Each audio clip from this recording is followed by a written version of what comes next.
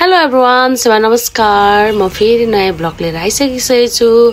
आज शनिबारको दिन, त्यही त हो, दिनको सुरुवात कामबाटै हुन्छ। शनिबार भनेकै स्पेशल धेरै काम गर्नको लागि हो। अब फेरि मनिषाले सधैँभरि कामकै मात्रै लाउँछ भन्नुहुन्छ होला, होइन। यो चाहिँ बिहानको एक चरण काम हो। आज दिउँसो चाहिँ हाम्रो साथीभाइ भेटघाट कार्यक्रम छ। हामी स्कुल सँगै पढेको साथीहरूसँग आज सानो हाम्रो प्लानिङ छ ट्रिप। त्यही भएर बिहान चाहिँ मैले आफ्नो सबै कामहरू गरेर जानु पर्यो भनेर 12-1 बजे जाने प्लान छ। त्यही भएर यो खाटमाथि राखेर गलैँचा धुएँ, होइन। अब जाडो महिना सिद्धियो नि त, अनि त्यही भएर अब गलैँचाहरू पनि धुएर सट्टसँगले व्यवस्था गर्नुपर्छ। अनि म चाहिँ शनिबार मेहन्दी लाउनु पर्ने रेडी भएर थिएँ। मैले मेहन्दी पनि लगाएँ। मेहन्दी लगाइसकेपछि एउटा गलैँचा र ब्ल्याङ्केट धुनुपर्ने मेरो आजको सेड्युल अन्तर्गत छ। त्यही भएर मैले सेड्युल अन्तर्गत काम गरेँ। अनि त्यसपछि हामी घुम्नका लागि सबैजना साथीभाइ भेला भयौँ। हामी चाहिँ सँगै एउटै स्कुलमा 6 देखि 12 कक्षासम्म पढेको श्री चन्द्रभानु माध्यमिक विद्यालय।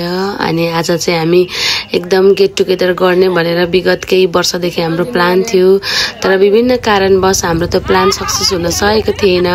अनि त्यही भएर फाइनली हाम्रो साथी चाहिँ जापानबाट पनि आएछ। अनि त्यही भएर ल अब यो धेरै जति प्लान बनाउँदा पनि सक्सेस हुँदैन भनेर एकदम अनप्लान्ड हामी चाहिँ सालबारीतिर लाग्यौँ। सालबारी नगएको पनि धेरै भइसकेको थियो म चाहिँ, अनि हामी नै भनौँ न। अनि त्यहाँदेखि ल भनेर हामी पनि लाग्यौँ। टिकटहरू किनेर त्यसपछि हामीले त्यहाँभित्र बसेर खानको लागि केही खानेकुरा चिप्सहरू पनि स्न्याक्सहरू पनि किन्यौँ। अनि त्यसपछि हामी गफ गर्दै अनि रमाइलो गर्दै लाग्यौँ। धेरै स्कुल सकिसकेपछि लगभग 11-12 सकेपछि हाम्रो धेरै भएको थियो भेटघाट पनि नभएको, होइन। अब हाइलो हुन्थ्यो सोसियल मिडियाको तर्फबाट चाहिँ सर्टेनली कहीँ कतै भेटघाट हुन्थ्यो, तर अब यसरी गेट टुगेदर एकदम स्पेसल टाइम लिएर चाहिँ हामीले भेटघाट गरेका थिएनौँ। प्लान चाहिँ हामीले धेरै बनाएको थियौँ, तर सक्सेस भएको थिएन। फाइनली आजको दिन चाहिँ मिल्यो, सक्सेस भयो। अनि त्यसपछि हामी चाहिँ सालबारीभित्र लाग्यौँ। अनि हामीले धेरै इन्जोय गऱ्यौँ। आज फ्राइडे छुट्टीको दिन भएर सालबारीभरि एकदम धेरै सबैजना हुन्थ्यो फ्यामिलीहरूसँग, कोही पिकनिक खाना, कोही साथीभाइसँग, कोही फोटोसुट गर्न आउनु भएको थियो। त्यसै क्रममा हामी पनि लाग्यौँ गफ गर्दै, फोटो खिच्दै, अनि त्यहाँदेखि भिडियो पनि बनाउँदै इन्जोय गर्दै साथीभाइसँग। कहिलेकाहीँ रमाइलो पनि गर्नुपर्छ क्या, यो जीवन भनेको अनसर्टेन रहेछ, होइन। अनि त्यही भएर भेटघाट रमाइलो हामीले गर्नुपर्ने रहेछ भन्ने कुरा चाहिँ बिस्तारै थाहा हुँदैछ। किनभने यो रमाइलोमै कहिले कति बेला कहाँ कोसँग कसको अन्तिम भेट हुने भन्ने कुरो थाहा नै हुँदैन रहेछ।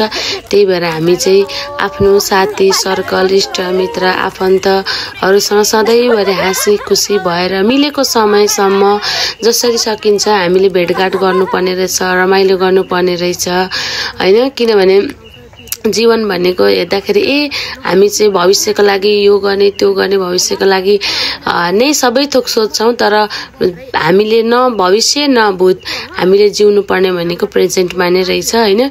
अनि त्यसपछि मिठो गफ भयो, स्कुलको लभ स्टोरी, अनि त्यहाँदेखि पुरानो कहानीहरू यहाँ एकदम गफ गर्दै बस्यौँ। एकदम रमाइलो भयो। अनि त्यसपछि 2-4वटा टिकटक पनि बनायौँ, काहीँ घुम्नु जाने। अनि टिकटक बनायो भने त रमाइलो हुँदैन नि त, किनभने टिकटक बनाउँदाखेरि चाहिँ एक किसिमको अर्कै खालको इन्जोयमेन्ट हुन्छ। यसलाई चाहिँ एकदम रमाइलोको लागि लिएर हामीले अगाडि बढ्नुपर्छ, होइन। यो भनेको रमाइलो गर्ने, इन्जोय गर्ने हो। अनि हामीले टिकटक बनाउँदा पानी पनि पर्यो, अनि साँझ पनि परिसकेको थियो। त्यही भएर हामी चाहिँ निस्क्यौँ।